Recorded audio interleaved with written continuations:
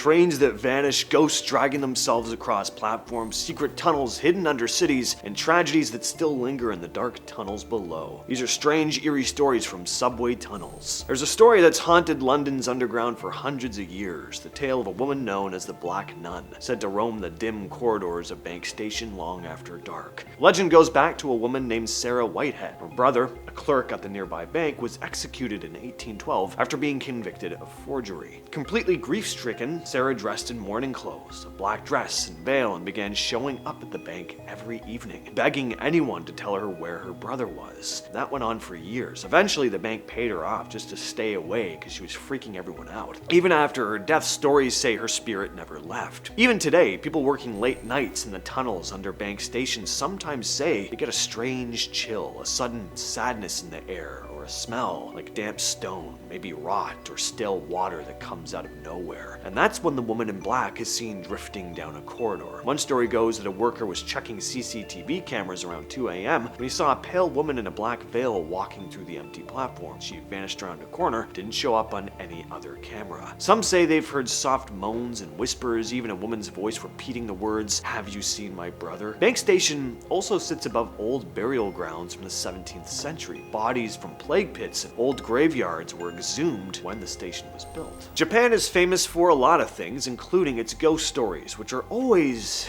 so much more bone-chillingly eerie than your standard Western ghost stories. Tokyo's subway system has a legend about an entity known as Teke Teke. The story goes that she's the ghost of a schoolgirl who fell on a railway line in northern Japan and got sliced in half by a train. Her lower body was completely severed, but instead of moving on, she became an onryo, a vengeful spirit, haunting train stations at night. Without legs, she drags herself along the platforms on her hands and elbows, making a harsh scratching sound. That sound is what gave her the name, Teke Teke, repeating over and over as she slides across the floor. Legend says she hunts people and slices them in half at the waist, mimicking, of course, her own death. Some tie her to a girl named Kashima Reiko, whose legs really were severed in a train accident. People say if you hear about her story, she'll appear within a month, and that the only way to survive an encounter is to give her the right answer as to where her legs are. Otherwise, she'll attack. If you talk to anyone who grew up around the Stockholm metro, they may tell you about Silverpilen. It was a real train, an unpainted silver aluminum model from the 60s that the train system only used for rush hour or emergencies. But because it looked nothing like the regular green trains, it stood out. And that's where the story started. Passengers said the thing always felt wrong. There were no ads on this car, for one thing. It was just cold and clinical. And some riders would say the train barely made any sound when it pulled in, like it collided instead of rolling. And the doors would stay open just a little too long, almost like it was waiting for some invisible person to get on.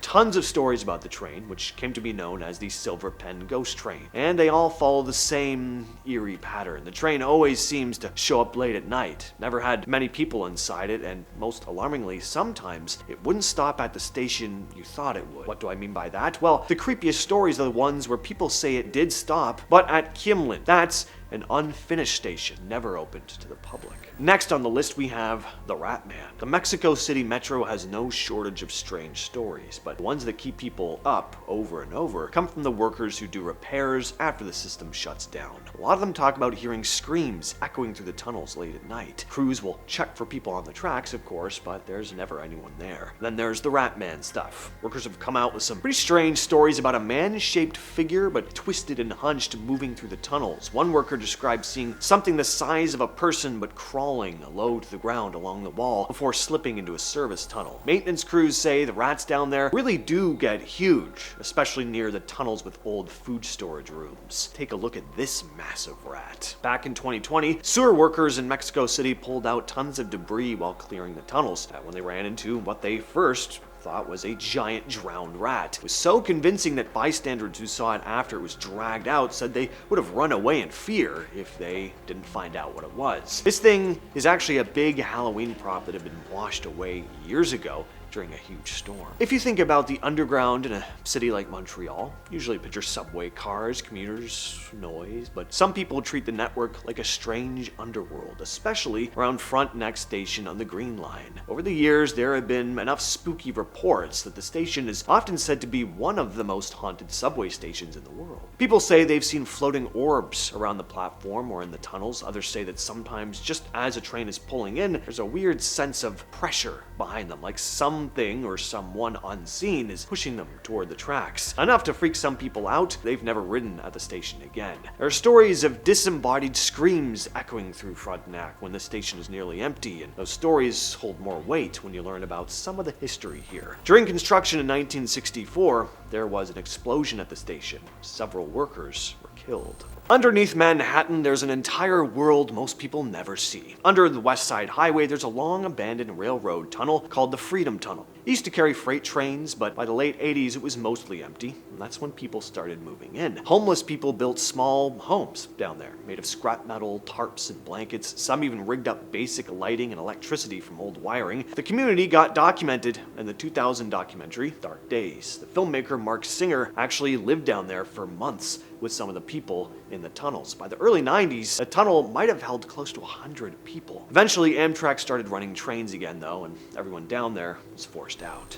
Under Moscow's public subway, there might be another system, a hidden one, built for the elite, called Metro 2. The idea is that under Stalin, starting around the Cold War, the Soviets ordered a secret underground rail. Supposedly, it connects places like the Kremlin, military buildings, and a government airport. People also spot strange ventilation shafts in random districts, ones that don't have any visible subway nearby. There are even claims that Metro 2 was built not just for trains, but as a fully furnished underground living space full of all these bunkers built in case of nuclear strikes. The government's never confirmed it exists, but they've never outright denied it either. Right beneath Bay Station in Toronto, there's another subway platform that most people don't know exists. It's called Lower Bay. Built in 1966 and used for just 6 months in an experiment to interline 2 subway routes. The project was abandoned though, and it's sat there ever since. Tens of thousands of commuters pass above it every day, completely unaware there's a full platform further below their feet. Today it's used only for emergencies, training, sometimes it's used as a filming location, but because it's mostly abandoned, the station has developed a bit of a reputation. People who have visited for filming or maintenance sometimes talk about weird drafts and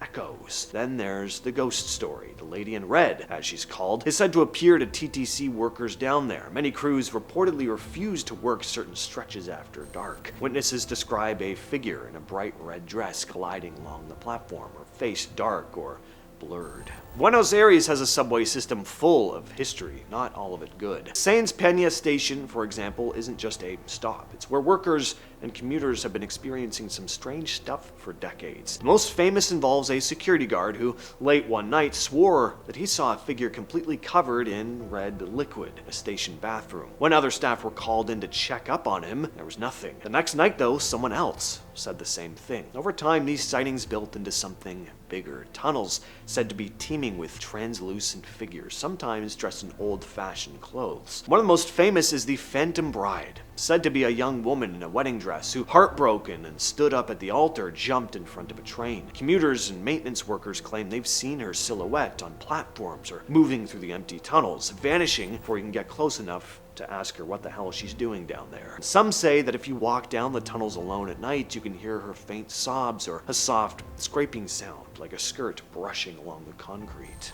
Back on November 1st, 1918, a train in Brooklyn derailed in a sharp curve, killing somewhere between 93 and 102 people. It's still considered one of the deadliest subway disasters in US history. Survivors describe the tunnel as a chaotic nightmare. Twisted metal, shattered wood, bodies trapped under the wreckage. Photos from the time show mangled train cars, barely recognizable as trains. Because the tunnel still exists, some urban explorers who venture through old sections of the NYC subway will say there's a heavy atmosphere down there. Now, this isn't really a ghost story technically, but walking through those tunnels knowing what happened can make the hair on the back of your neck stand up all the same. With all that said, I've been your host James, and I'll catch you, yes you specifically, in the next video.